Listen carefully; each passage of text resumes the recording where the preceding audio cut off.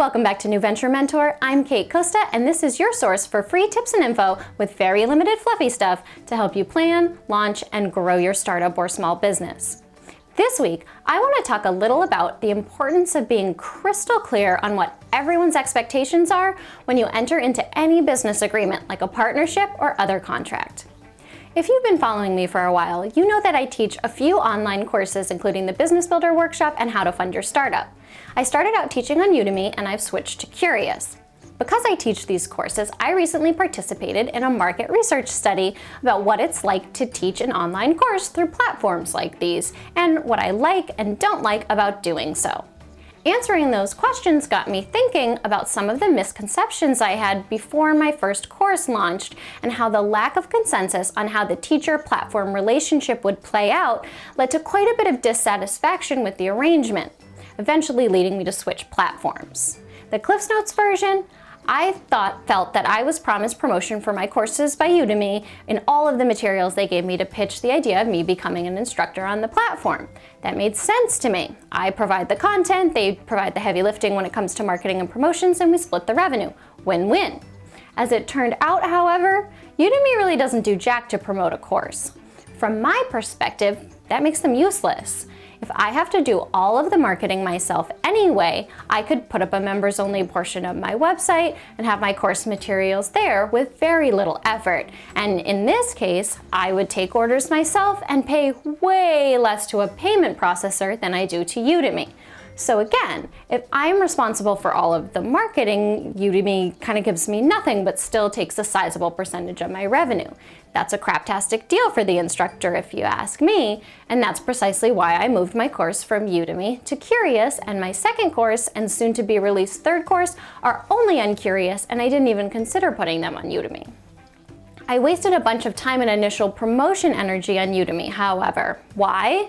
Because there was a lack of understanding and agreement between the two parties, myself and Udemy, about what each party's responsibility was in the context of the arrangement. This is a long-winded personal story to try to highlight to you the importance of being sure that everyone is clear from the beginning about what is expected of all parties involved in a deal if there is any hope of that deal being successful. With that said, here are some tips for making sure that you have that clarity. Firstly, be very descriptive in the contract about who does what, when they do it, how they do it, etc.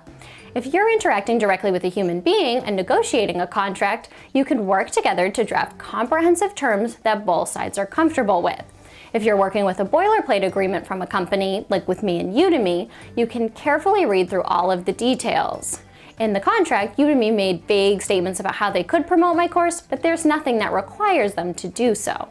Secondly, if you can't have super clear requirements in writing because it would be unrealistic, as with my deal with Udemy, you should do extensive research about the organization you're getting into bed with.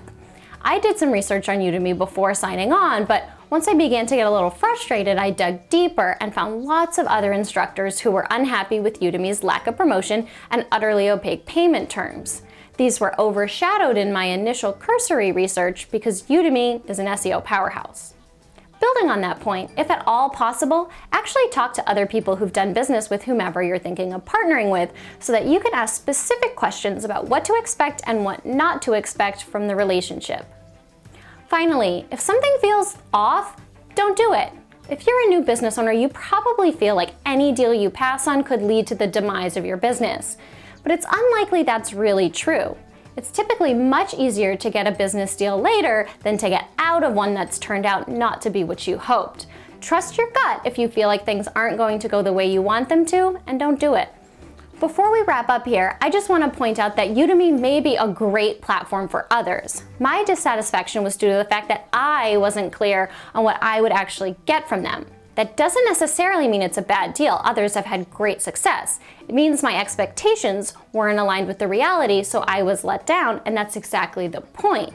Whether or not the deal is a good one, if you're not crystal clear on what to expect from it, you'll likely not be 100% satisfied with the outcome. That's why it's so important to make sure that you know what you're getting yourself into before you sign. That's it for this week here on New Venture Mentor. Let me know if you liked this video by giving me a thumbs up on YouTube and sharing it with your network. Also, don't forget to sign up for my free email newsletter over at kcosta.com if you're not already there, and to subscribe to my YouTube channel so you don't miss the latest tips and info to help you plan, launch, and grow your startup or small business.